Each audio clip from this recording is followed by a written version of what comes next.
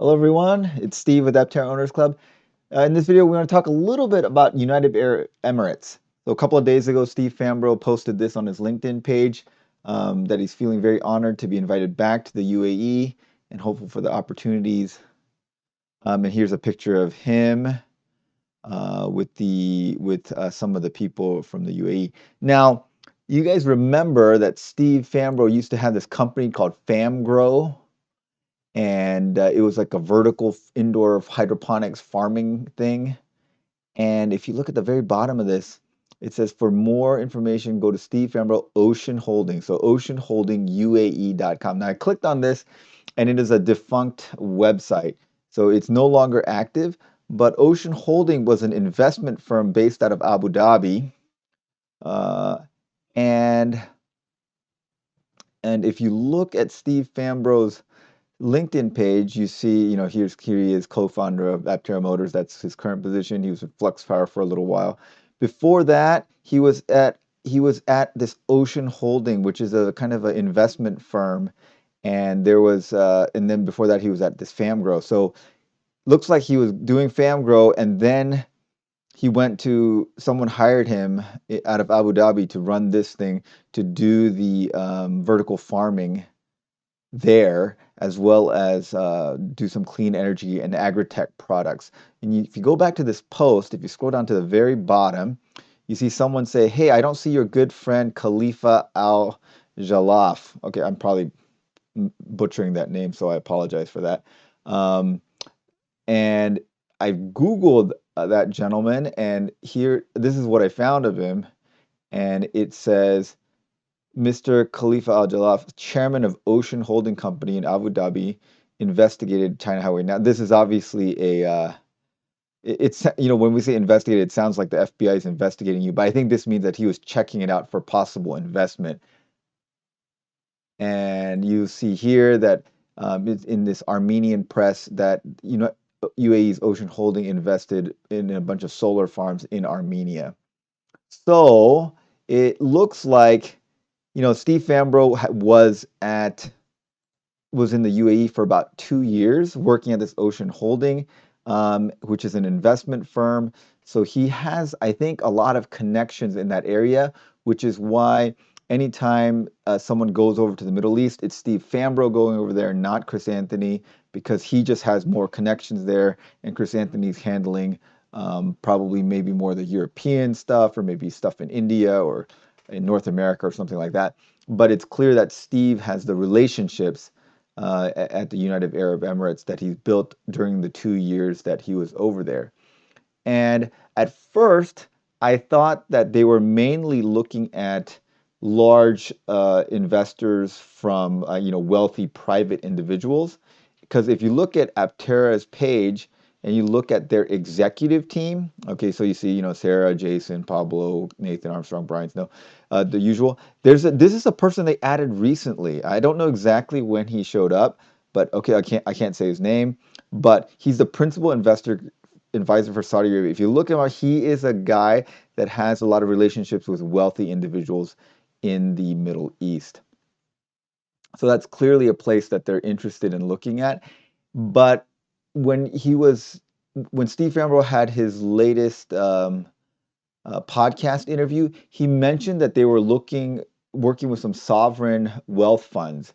And here are the largest sovereign wealth funds as of December 2022. Number one is China's sovereign wealth fund at $1.3 trillion. Next is Norway at $1.1 trillion.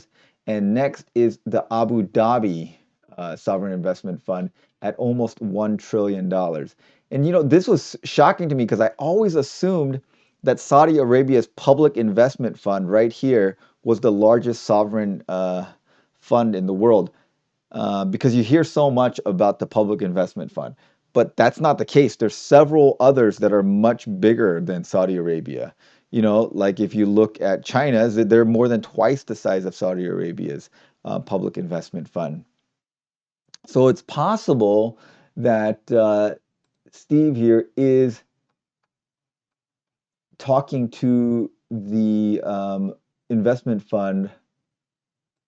like it could he could be talking to Abu Dhabi and or the Investment Corporation of Dubai or this I don't know how to pronounce that, but these are all UAE sovereign investment funds. So I don't know which one of these he's talking to. Maybe he's talking to all of them, but it's clear that they have a lot of money. Like, this one has almost $1 trillion, and even the smallest one has $284 billion. So, like, 0.1% of that, of their portfolio, 0.1%. So a thousandth of it would be $284 million, which is more than enough to get Aptera to production. So a very small investment in terms of percentage from any of these UAE sovereign investment funds would be more than enough to get them to production. And this is a very interesting article that was recently published out of Bloomberg. So it was in January of this year. And they were talking about how Middle East sovereign funds are flush with money right now because gas prices went up in the past couple of years, because of the way that there was a big slowdown for a little while at the very beginning of the pandemic. Gas prices actually went negative, and people were paying you money to take crude off of their hands. That only lasted for a few days, but it was crazy. And then it's cycled around to the other side where supplies are constrained, and so um, the uh, the amount of money they were getting per barrel of oil is ridiculous. And I think like oil companies made like $200 billion more in profits in 2022 than they had the previous several years. So they're doing quite well. And so the Middle East sovereign investment funds are flush with cash, and they have been investing heavily and mostly in Europe and North America. So if you look at their investments here, and this this article talks about how they have been investing a lot. They bought Manchester United and all kinds of department stores. They're buying up everything basically, and you can see the crude oil prices. But they have so much money that they're under a lot of pressure to deploy the capital. So they're very cash rich and kind of opportunity poor. So everyone's going to them for cash. So that it is the right idea to go to places that have the excess cash, because like in North America, the amount of capital that's available is relatively low, and people are a little bit risk adverse at this point in the current financial climate. But in the Middle East, they are quite flush in cash, and they're wanting to deploy it. And there's a very interesting. Okay, so here you go, right here. Um, this is the amount of money that was invested in 2022. So, and it shows like where are they investing, and you see the largest proportion is in North America, and it's this the a large part of this investment is coming from um, basically Saudi Arabia's Public Investment Fund and Abu Dhabi's Investment Authority. Now, we know, if you guys have been following the EV space, that the Public Investment Fund of Saudi Arabia has invested like over $2 billion in Lucid Motors. So why are these sovereign investment funds trying to diversify and invest? Well, it's because they all understand that they are a single source economy. Their economy is completely dependent upon oil and natural gas, and they realize that that is a finite resource that is going to disappear at some point. They probably have a couple of decades left of using that resource, and after several decades, they're going to run out of that resource. And unless they diversify their economy, they're going to have problems. So you're using their cash from their natural resources right now to diversify into lots of different sectors so that their economy is not based only on oil. So they see the end of oil coming in the future. Now, oil's never going to go away. Like we need oil to make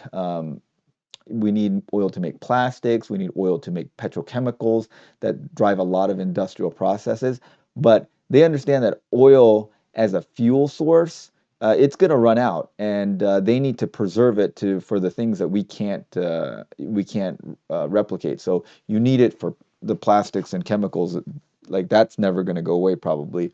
But burning a precious resource like that just as fuel is probably not going to happen forever. And so they are deploying their capital and trying to diversify that, especially like Abu Dhabi and Saudi Arabia. They're trying to become like a transportation finance hub and try to do some high tech stuff. And I think that they realize that EVs are kind of the future, and they want in on that. They want in on the EV sector, which I think is probably a wise move on their end. Okay, so I think this is very hopeful that Steve has such deep connections to the UAE, and you know, he worked at an investment firm there, so he's kind of plugged into that sector of UAE's economy, and he has a lot of contacts there, more than likely. And if they are talking to the sovereign investment funds, obviously they have lots of money to invest. So these are all good things. So they said they're working on 4 or 5 big contracts between Europe, the Middle East, and India. And I think they just need just like a couple of those to pull through, and we're in good shape. Okay, well, tell me what you guys think.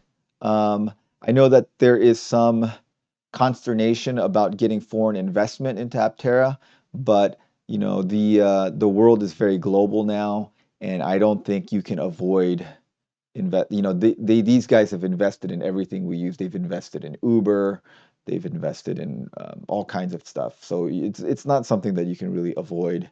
They've probably got their fingers into everything. Like everyone's interconnected at this point. Okay, well, tell me what you guys think. Thanks for watching. Thanks as always to our supporting members. Really appreciate you guys, and have a great day.